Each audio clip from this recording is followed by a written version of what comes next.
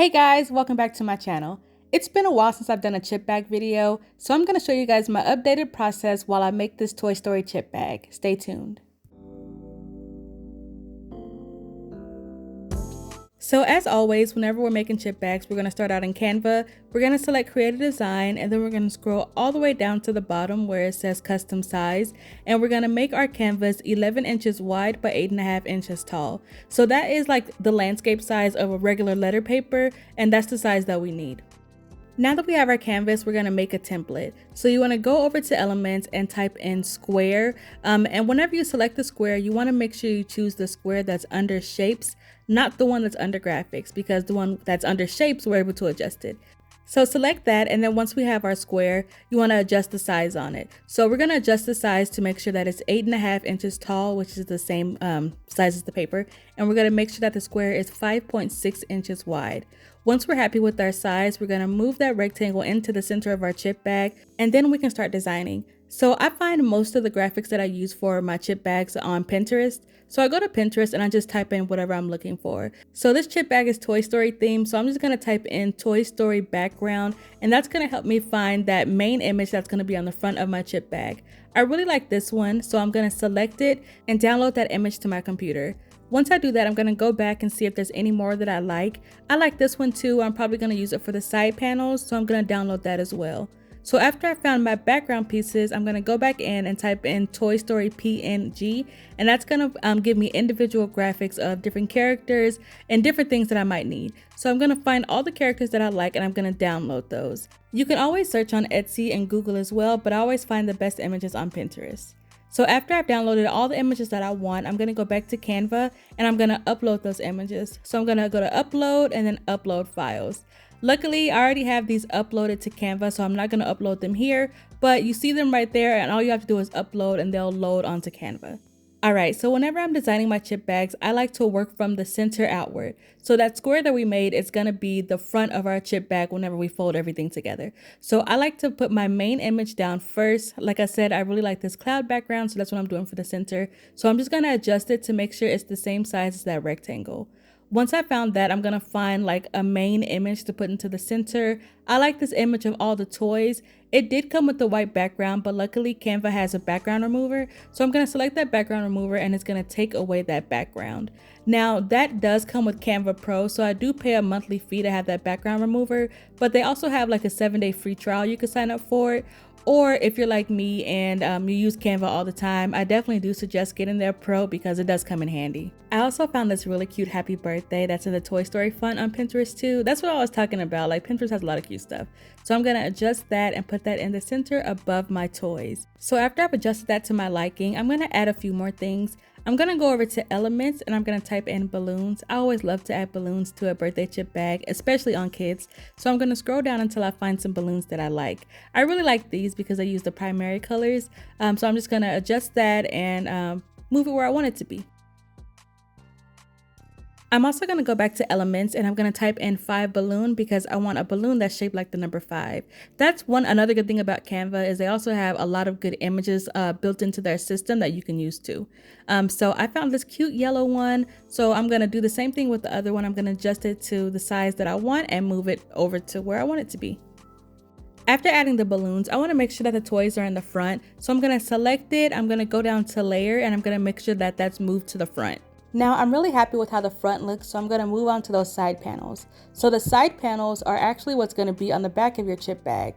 I really like how the clouds looked, but just the plain clouds. So I'm going to adjust it all the way down to fit that side panel. And after that, I'm just going to duplicate it and then move it over to the other side because they're literally the same size. Alright, and then after that, I can just start adding characters to the side panel. I like to add about 2 to 3 characters onto the back of the chip bag. So I'm just going to add a few of my son's favorites. I have Jessie, Buzz, and then of course Woody on the other side. And I'm going to speed through this next part because I find it really boring. But I'm just going to add a red like trapezoid kind of shape. It could be a square, rectangle, wherever you want to be to the side panel because I'm going to add a thanks for partying with us on there. I like to add that to all of my chip bags. It's like a good way to say thank you to our guests. So I'm going over to text and I'm going to add a heading and I'm just typing in thanks for partying with us. After I do that, I'm going to adjust the size to make sure it fits within that shape that I made. And then we're going to change the font and everything to make it match better with the chip bag. The spacing was a little off on here, so I selected text and I'm going to change the spacing to make it a little bit closer together. Then I'm going to change that font color to yellow. I also want to add a slight shadow behind the wording. So I'm going to go over to effects and I'm going to click on shadow. And once I click on, on drop, it's going to make a shadow. And then I'm going to select black, make sure it's black, up that transparency some, and yeah, that'll be it. This next part is completely optional, but I'm going over to elements and I'm typing in barcode, and we're just going to add like a full barcode to the bottom of the chip bag. And you can stop here if you want, but I ended up adding a drop shadow behind all of my images. I just think it makes it look better. So I'm going to select the images, click on drop just like we did that text, and as you can see, it automatically adds like a little drop shadow. I'm going to change the size of it because it does change with the shadow. But yeah, after I do that one, I'm going to go in and do every single last one of those graphics.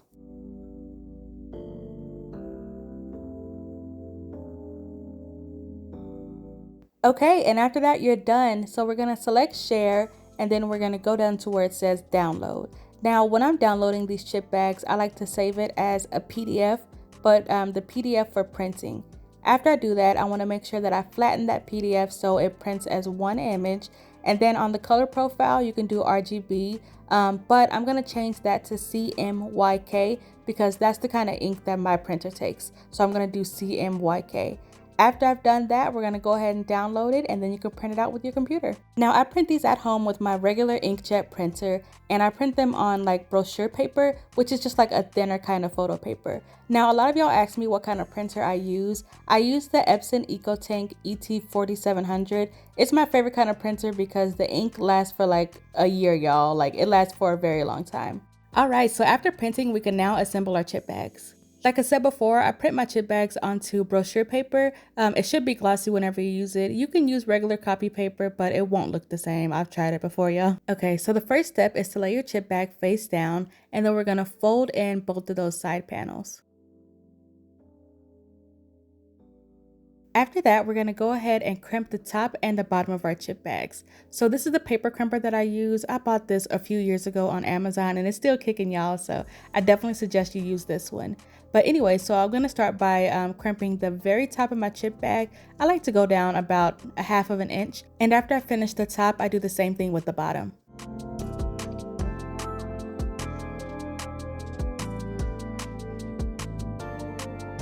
And now we're going to add the chip bags. So for the chip bags, you want to make sure you use the 1 ounce chip bags. I always find that for some reason Cheetos works the best because I guess it's a smaller bag, so it's a lot easier to work with. But after you add the chip bag to the center, you're going to take a regular hot glue gun and you're going to lay a bead of hot glue down the center. I like to move in sections, especially when I work with like a little bit of a bulkier bag, because it's a lot easier to control that hot glue in small sections than it is one long strip. And after the back is cooled down, you want to do the same thing with the top and the bottom of your chip bag. When you're gluing the top and the bottom, make sure that you don't glue all the way towards the bottom because we still need to cut that off with the pinking shears. So I put the glue about midway through the crimping that I did. The chip bags actually look really good at this stage too, so if you wanted to stop here, you could. But I always like to knock it up a notch by getting my pinking shears, and I'm going to cut off the very top and the very bottom of the chip bags to give them a perforated look. I think it makes them look more professional, and it can also be a little bit easier for people to open them later on.